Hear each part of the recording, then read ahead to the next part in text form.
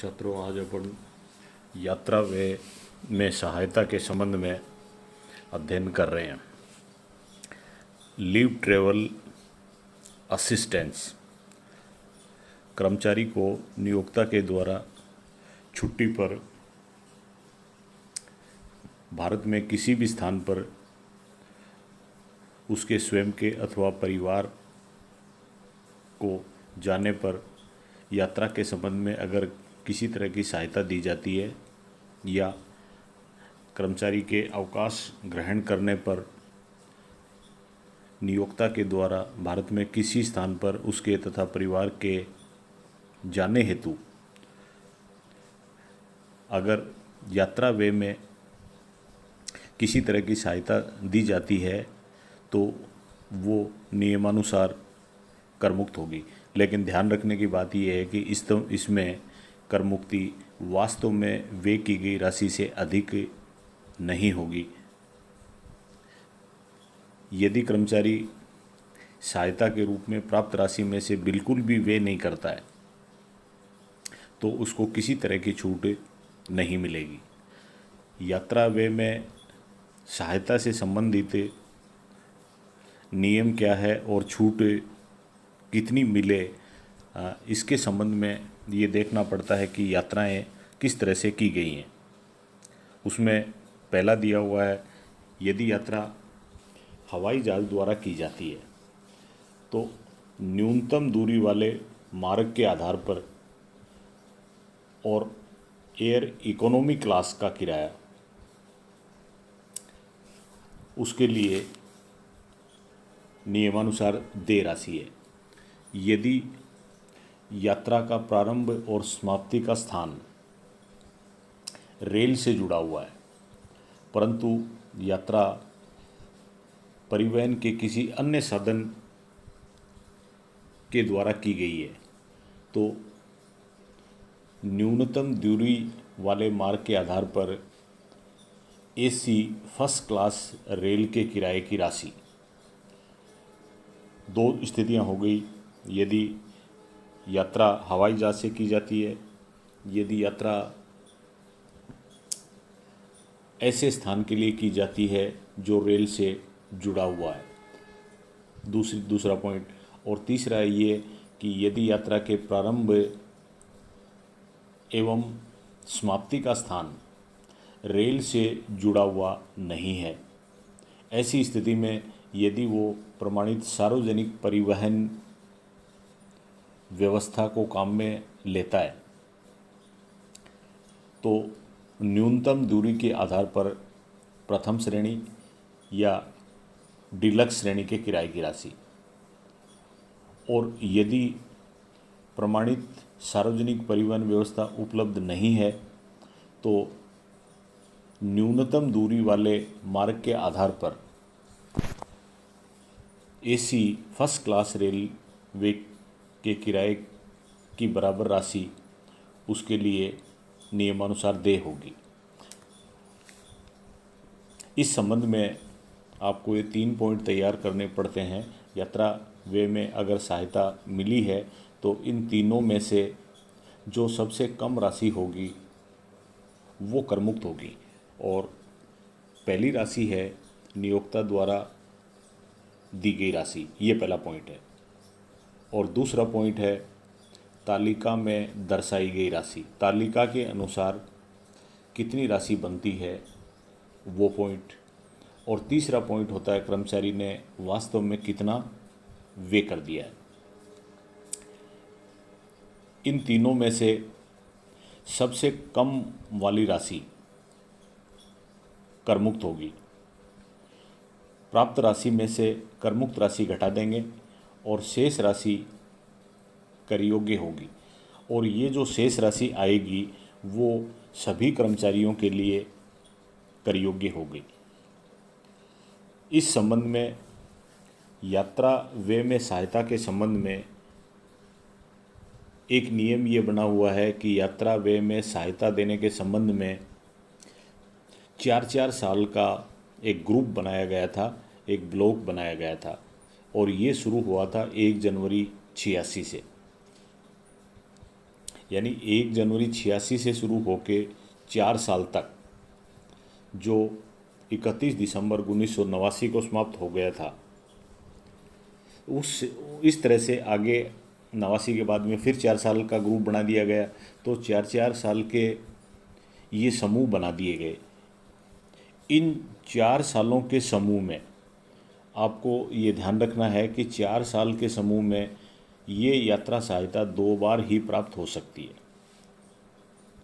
दूसरी बात ये है कि अगर कोई कर्मचारी इन 4 सालों के समूह में किसी भी वर्ष में यात्रा में सहायता नहीं लेता है, तो 4 साल के बाद में जस्ट अगला जो 5 साल आएगा, उसमें अगर वो यात्रा व्यय में सहायता को काम में लेता है, तो पीछे उसके 2 अवसर जो लैप्स हुए थे, उसमें से एक अवसर वो काम में ले सकता है। तो 5वें साल में अगर लेता है तो एक अवसर काम में ले सकता है, और ये माना जाएगा कि ये पिछले ग्रुप से संबंधित है। और इस 4 साल के ग्रुप के की जो 2 सुविधाएं मिलनी हैं, वो अभी उसकी बाकी हैं, वो उसको ले सकता है। ये 4 साल वाला जो ग्रुप है वो अभी 1 जनवरी 18 से शुरू हो गया है। 1 जनवरी 18 से, तो 18 से लेके 18, 19, 20 और 21 दिसंबर तक है, चल रहा है। तो ये ग्रुप शुरू हुआ है 1 जनवरी 2018 से, 4 साल का, और इसमें कर्मचारी यात्रा व्यय में सहायता 2 बार ले सकता है।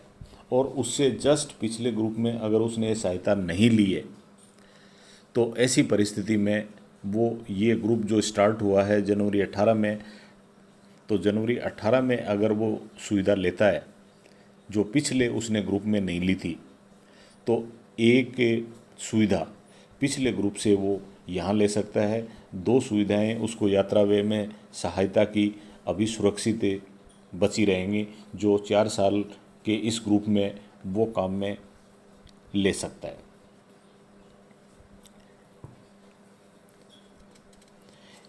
इस संबंध में एक नियम की बात यह है कि यदि इस वाक्यांश के तहत कर मुक्ति का लाभ 1 अक्टूबर 98 से पहले जन्मे सभी बच्चों के लिए मिल सकेगा। 1 अक्टूबर 1998 से पहले का जन्म जिन बच्चों को हुआ है, उनके सब के संबंध में वो यात्रा व्यय में सहायता ले सकता है। लेकिन 1 अक्टूबर 1998 के बाद में जिन बच्चों का जन्म हुआ है, उसमें अधिकतम वो 2 बच्चों तक की कर मुक्ति का लाभ ले सकता है। ये बात हुई भारत में यात्रा करने के संबंध में। अगर वो भारत के बाहर यात्रा करता है, तो यात्रा व्यय में सहायता जो मिलती है वो किसी भी तरह से कर मुक्त नहीं होगी। तो ये अपन ने देखा यात्रा व्यय में सहायता के संबंध में कर मुक्ति, जो 4 साल के ब्लॉक ईयर के पीरियड बना रखे हैं, एक ग्रुप बना रखे हैं, उसमें वो सुविधा 2 बार ले सकता है। और उसमें कर मुक्ति देखने के लिए आप लोगों को ये 3 पॉइंट बनाने हैं कि वास्तव में राशि कितनी प्राप्त हुई, तालिका के अनुसार कितनी है, और उसको उसके द्वारा व्यय की गई राशि कितनी है। इनमें से जो सबसे कम राशि है उसकी कर मुक्ति दे देंगे, बाकी राशि को उसके वेतन शीर्षक की आय में शामिल कर लेंगे। तो ये हुआ आप लोगों का यात्रा व्यय में सहायता के संबंध में। फिर उसके बाद में आता है चिकित्सा संबंधी सुविधाएं। चिकित्सा संबंधी सुविधाओं के संबंध में नियम इस तरह से दे रखे हैं, और ये सभी कर्मचारियों के लिए कर मुक्त हैं। कौन कौन सी हैं वो? उसमें ए पॉइंट आता है नियोक्ता द्वारा संचालित अस्पताल में चिकित्सा की सुविधा। अगर नियोक्ता का कोई हॉस्पिटल है और वो स्वयं उसमें उसको संचालित कर रहा है हॉस्पिटल को, तो उस हॉस्पिटल में कर्मचारी को अगर ये सुविधा दी जाती है चिकित्सा की, उसके इलाज की, तो कर मुक्त होगी। ये सब कर्मचारियों के लिए कर मुक्त होगी। फिर उसके बाद में बी पॉइंट ये कहता है कि चिकित्सा व्ययों का पुनर्भरण। पहले में तो चिकित्सा सुविधा दी थी और अब की बार है चिकित्सा व्ययों का पुनर्भरण या रिएम्बर्समेंट। इसका मतलब ये होगा कि कर्मचारी ने चिकित्सा के ऊपर खर्चा कर दिया और उसके बाद में उसका पुनर्भरण किया जाए, यानी वो राशि फिर नियोक्ता के द्वारा उस राशि की क्षतिपूर्ति की जाए। तो उसमें नियम ये दे रखे हैं। पहला उसमें ये कहा गया है कि सरकार या किसी स्थानीय सत्ता द्वारा कोई हॉस्पिटल, यानी इसका मतलब ये है कि सरकारी हॉस्पिटल में या अनुमोदित हॉस्पिटल में कर्मचारी चिकित्सा करवाता है अपनी, तो ऐसी परिस्थिति में नियोक्ता द्वारा अगर उस चिकित्सा के व्ययों का भुगतान किया जाता है कर्मचारी को, तो वो कर मुक्त होगा। दूसरा पॉइंट है, यदि किसी कर्मचारी द्वारा अपने स्वयं की या परिवार के सदस्यों की चिकित्सा आयकर विभाग के द्वारा अनुमोदित किसी अस्पताल में करवाता है, तो ऐसी स्थिति में भी इन व्ययों का नियोक्ता द्वारा अगर पूर्ण भरण किया जाता है तो कर्मचारी के लिए ये कर मुक्त होगा। तो आप लोग ये देखते जा रहे हैं कि या तो नियोक्ता स्वयं चला रहा है अस्पताल, उसमें चिकित्सा सुविधा लेता है कर्मचारी, तो कर मुक्त है, या सरकारी हॉस्पिटल में कर्मचारी इलाज कराता है जिसका रिएम्बर्समेंट नियोक्ता करता है, तो भी वो कर मुक्त है, या फिर आयकर विभाग द्वारा अनुमोदित हॉस्पिटल में कर्मचारी इलाज कराता है और जिसका रिएम्बर्समेंट या पुनर्भरण नियोक्ता करता है, तो वो राशि कर मुक्त होती है। ये बी पॉइंट हो गया। सी पॉइंट में है नियोक्ता द्वारा कर्मचारी के स्वास्थ्य बीमा प्रीमियम का भुगतान। नियोक्ता द्वारा कर्मचारी के स्वास्थ्य बीमा मेडिकल इंश्योरेंस अगर नियोक्ता करवाता है और वो किसी अनुमोदित योजना के अनुसार है, अप्रूव्ड स्कीम है गवर्नमेंट की कोई भी, उसके अंतर्गत अगर वो कर्मचारी का स्वास्थ्य बीमा करवाता है, तो ऐसा बीमे के संबंध में किए गए प्रीमियम का भुगतान कर्मचारी के लिए कर मुक्त होगा। डी पॉइंट, कर्मचारी द्वारा चुकाए गए स्वास्थ्य बीमा प्रीमियम का नियोक्ता द्वारा पुनर्भरण। अब इस स्थिति में कर्मचारी ने स्वास्थ्य बीमा करवाया और उसका प्रीमियम कर्मचारी चुकाया, जबकि नियोक्ता ने उसका पुनर्भरण किया है, रिएम्बर्समेंट किया है। ऐसी स्थिति में ये कहते हैं कि धारा 80D जो मेडिकल इंश्योरेंस के संबंध में है कि 80D के अंतर्गत कोई अनुमोदित योजना में बीमा करवाया है, तो ऐसी परिस्थिति में ये राशि भी कर मुक्त होगी।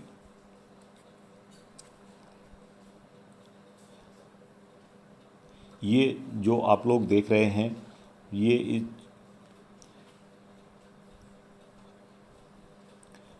चिकित्सा व्यय के ऊपर सारा खर्चा हुआ है और जो भारत में कर रहा है, पर यदि चिकित्सा भारत के बाहर होती है तो क्या परिस्थिति हो, तो इस संबंध में नियम ये है कि भारत के बाहर अगर चिकित्सा हुई है तो निम्नलिखित व्ययों के संबंध में अपने को नियम देखने हैं। खर्चे कौन कौन से हो सकते हैं भारत के बाहर? भारत के बाहर कर्मचारी और उसके परिवार के सदस्य की चिकित्सा पर किया गया व्यय, एक तो ये हो सकता है। फिर भारत के बाहर चिकित्सा के संबंध में यात्रा के लिए एवं भारत के बाहर ठहरने के लिए किए गए व्यय। तो दूसरी कैटेगरी में पहला तो चिकित्सा के ऊपर किया गया वे, दूसरा भारत के बाहर जब इलाज होगा तो यात्रा पर भी खर्चा होगा और भारत के बाहर ठहरने पर भी खर्चा होगा, ये दूसरा पॉइंट होगा। और तीसरा ये कि रोगी के साथ में एक अटेंडेंट भी होता है, तो उस अटेंडेंट ने भी साथ में या परिचालक ने भी साथ में यात्रा की है तो उसका यात्रा और बाहर ठहरने के लिए उसके ऊपर किया गया वे। ये 3 तरह के मेडिकल एक्सपेंसेज भारत से बाहर अगर चिकित्सा करवाता है और फिर इस संबंध में नियोक्ता पुनर्भरण करता है तो ये इस छूट के अंतर्गत आते हैं।